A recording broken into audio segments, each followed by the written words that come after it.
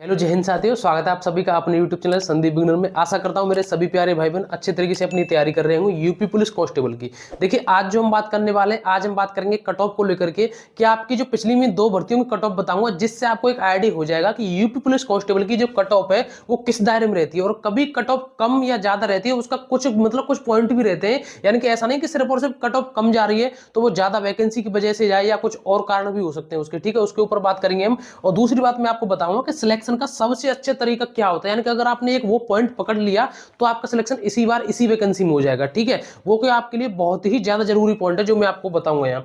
और उसके बाद बात करेंगे कि इस बार की जो कट ऑफ है वो कितने तक रह सकती है, कहां तक जा सकती है। और इस कट ऑफ को लेकर के जो आपका माइंडसेट चल रहा है ना, इसके दिमाग में आपके सबके ये चल रहा है इस समय कि इस बार जो कट ऑफ है वो कितनी रहेगी, इसके ऊपर मैं आपको एक बेहतरीन बात बताऊंगा। इसलिए आपको वीडियो लास्ट तक देखनी है, जिससे आपसे कोई भी इंफॉर्मेशन किसी भी तरीके से छूटे नहीं। और हमारा एक टेलीग्राम ग्रुप है, आपकी भर्ती से संबंधित है, कोई भी पढ़ाई संबंधित यूपी पुलिस कांस्टेबल के लिए कोई जरूरी चीजें हैं वो मैं टेलीग्राम पर डालता रहता हूं, आप उसको एक बार ज्वाइन कर लीजिए। उसकी लिंक है जो मैंने डिस्क्रिप्शन में दे दी है। तो चलिए शुरू करते हैं। देखिए आपको पता है कि हम पिछली दो वैकेंसी की बात करेंगे। एक तो पहले बात करेंगे हम 41,520 की। ठीक है, 41,520 की जो वैकेंसी है, इसमें अगर हम कट ऑफ की बात करें तो भाई देखो ये जो कट ऑफ है ये मेल की कट ऑफ है। ठीक है, ये मैं आपको यहां बता रहा हूं, ये मेल की कट ऑफ है। ठीक है, ये मेल की कट ऑफ के बाद यहां हम बात करेंगे फीमेल की। तो यहां मेल की अगर बात करें तो जनरल की ये आपकी गई थी 225 नंबर पर। ठीक है, आपको पता है कि 150 प्रश्न आते हैं आपके। टोटल जो प्रश्न होते हैं आपके, यानी कि प्रत्येक प्रश्न आपको 2 नंबर का, यानी कि टोटल पेपर जो होता है आपका 300 नंबर का। तो 300 में तो आपकी जो कट ऑफ गई थी वो गई थी 225 जनरल की। यहीं अगर हम ओबीसी की बात करें तो यहां गई थी 216 की। और एससी की बात करें तो 187, और एसटी की अगर बात करें हम तो 153। ठीक है, आप यहां देख सकते हैं। अगर हम फीमेल की बात करें तो फीमेल की सभी वर्ग यानी कि सभी कैटेगरी की इस वैकेंसी में 119 कट ऑफ गई थी। ठीक है, 119 कट ऑफ गई थी। ये तो हो गई आपकी 41,520 वाली वैकेंसी की। लेकिन फिर उसके बाद एक वैकेंसी और आई, वो आई थी 49,568 की। ठीक है, अगर हम यहां बात करें तो आपको इन दोनों में एक बहुत ही बड़ा डिफरेंस देखने को मिलेगा जो कट ऑफ में। अभी मैं आपको बताऊंगा किस वजह से हुआ। यहां जो जनरल की कट ऑफ गई थी ये मेल की है। ठीक है, इसको ध्यान रखना, ये मेल की जो भी ये कट ऑफ बता रहा हूं इधर फीमेल की है। ये जो मेल की कट ऑफ गई थी ये गई थी जनरल की 193। यहां आप देख सकते हैं ये 225 और यहां 193।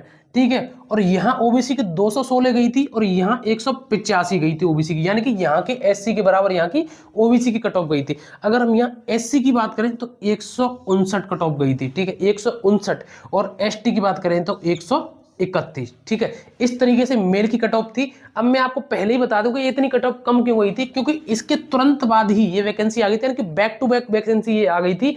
और उसके बाद अब लगभग 5 साल बाद आपको ये वैकेंसी देखने को मिली है जो 60,244 वाली है। ठीक है, तो इसकी कट ऑफ इसलिए गई थी ये वैकेंसी जो आपकी दोबारा आई थी इसके बाद। ठीक है, अब हम बात करते हैं फीमेल की। तो यहाँ फीमेल की जनरल की कट ऑफ देखिए, अब फीमेल की जनरल की कट ऑफ 142, ओबीसी की 162। अब यहाँ एक ट्विस्ट और देखिए कहानी में कि यहाँ जो फीमेल की जो कट ऑफ थी वो जनरल से भी ज्यादा गई थी ओबीसी की। ठीक है, अब मैं आपको बताऊंगा कि इसी से आप क्या सीख सकते हैं। देखिए ओबीसी 162, एससी की बात करें तो 132, और यहीं अगर हम एसटी की बात करें तो वो आपकी गई थी 96। ठीक है, ये तो रही आपके पिछली भर्तियों की कट ऑफ। अब हम बात करते हैं कि इस बार सिलेक्शन का सबसे अच्छे तरीका क्या हो सकता है। देखिए भाई, सबसे अच्छे तरीके से सब कुछ छोड़ छाड़ के अगर हम पहले बात करें तो कोई कितने भी कुछ भी तरीका बता दे, आपको पढ़ना तो पड़ेगा।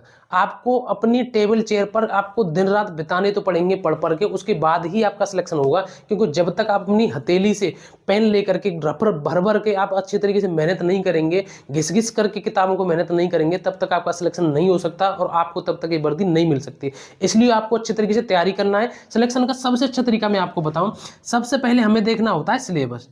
सबसे पहले हमें अच्छा देखना होता है सिलेबस, क्योंकि ये सिलेबस नहीं, अगर हम इसको दूसरे शब्दों में, मैं अगर अपने शब्दों में कहूं तो इसका नाम है रास्ता।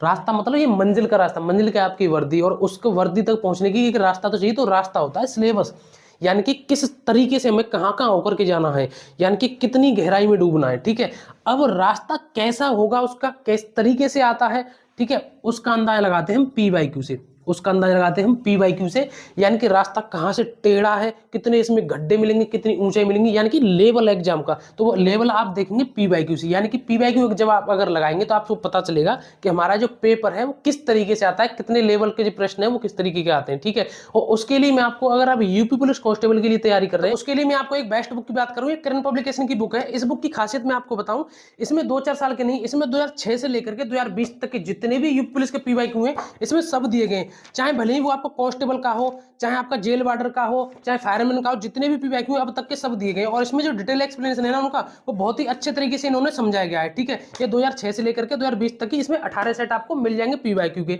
ये बेस्ट बुक साबित होगी आपके लिए पीवाईक्यू के लिए। अगर हम यही बात करें प्रैक्टिस की, तो देखिए आपको पता है कि बिना प्रैक्टिस के कुछ भी हो नहीं सकता। जब तक हम प्रैक्टिस नहीं करेंगे तब तक हमें ये नहीं पता चलेगा कि हम जो प्रैक्टिस कर रहे हैं उसमें हमारी कहां पर कमी रह रही है, कौन सी सब्जेक्ट हमारी कमजोर है, किस पर कितना ध्यान दें।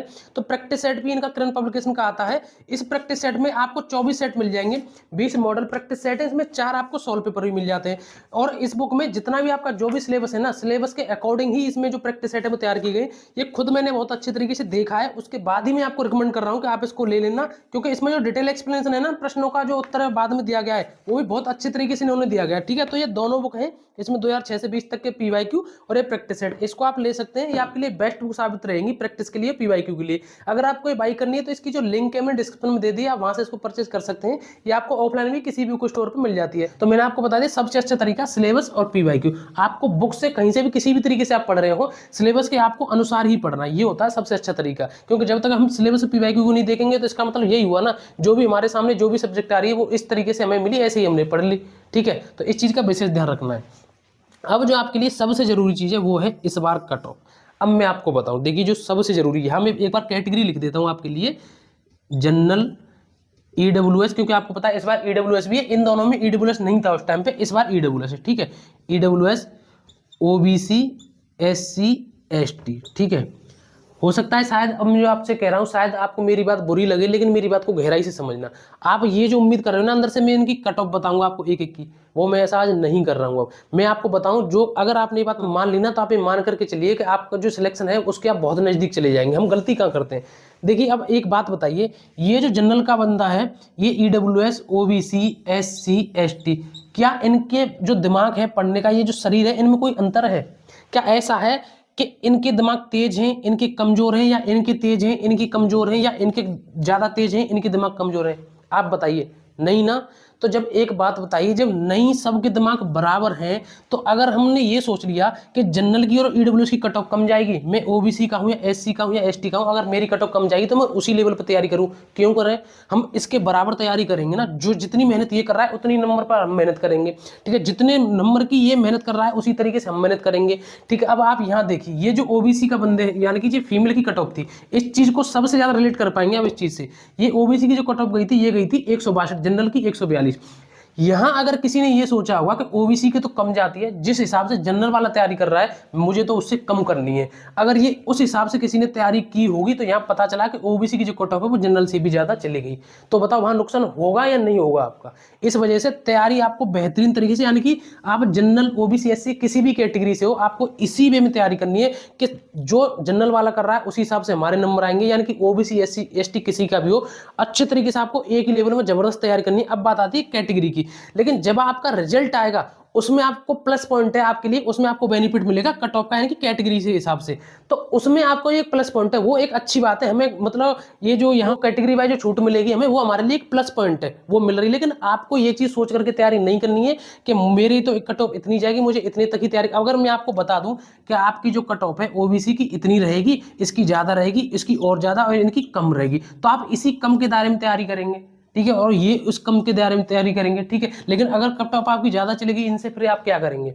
ठीक है, आपका मेरे कहने का कॉल मिलाकर के बात यह है, मेरे कहने का मतलब ये है कि आप सभी का दिमाग एक है, तो एक तरीके से एकदम बिल्कुल होड़ा होड़ी तैयारी करिए। ठीक है, कोई जनरल, ओबीसी, एसटी, एससी किसी भी तरीके से ये मत सोचिए, आप अपनी अच्छी तरीके से बेहतरीन तैयारी करिए। आपको जो कैटेगरी के हिसाब से जो छूट मिलेगी वो आपके लिए एक प्लस पॉइंट है, उसको ये मत सोचिए कि उसी हिसाब से हमें तैयारी करनी है। तो ये सारी चीजें, आपको ये मेरी बात कैसी लगी आप एक बार कमेंट करके, रिक्वेस्ट है, जरूर बताना। ठीक है, क्योंकि मैंने जो भी आपके लिए यहाँ बात बताई वो आपके लिए भले के लिए ही बताई है। ठीक है, एक बार कमेंट करके जरूर बताना कि आपको मेरी बात ये कैसी लगी, और आपका पढ़ाई संबंधित कोई भी आपका डाउट हो आप कमेंट करके बता सकते हैं। और भी कोई डाउट हो आपका बिल्कुल जरूर बताना। आप हमारा टेलीग्राम ग्रुप है उसको मतलब एक बार जरूर ज्वाइन कर लेना। आपकी पढ़ाई से कुछ ना कुछ मैं चीज़ें मतलब तैयार कर रहा हूँ, वो आपको वहाँ डाल दिया करूँगा रोजाना। तो ये सारी चीज़ें हैं आपके लिए। मुझे नहीं लगता आपकी जो कट ऑफ बार बार पूछ रहे थे आप कमेंट करके, आपका जो अब तक डाउट था वो अब डाउट ही रहेगा। आप सारी चीज़ें समझ गए होंगे जो मैं यहाँ बता रहा हूँ। तो फिलहाल बस मुझे यही जानकारी देनी थी और आपसे एक रिक्वेस्ट आ रही, इतनी मेहनत से मैं सारी चीज़ें आपको बताता हूँ, समझाता हूँ, तो मेरे लिए आप इतना तो कर ही सकते हो, वीडियो को लाइक तो कर सकते हो नहीं कर सकते हो। वीडियो को लाइक करके, अगर आपने चैनल सब्सक्राइब नहीं किया तो एक बार चैनल को जरूर सब्सक्राइब कर लें और कमेंट करके एक बार जरूर बताना जो मैंने कट ऑफ के ऊपर बात बताई है। तो दोस्तों आज के लिए बस मुझे यही जानकारी देनी थी आप सभी के लिए। हम मिलेंगे अगली नई वीडियो में एक नए टॉपिक के साथ। जय हिंद, जय भारत।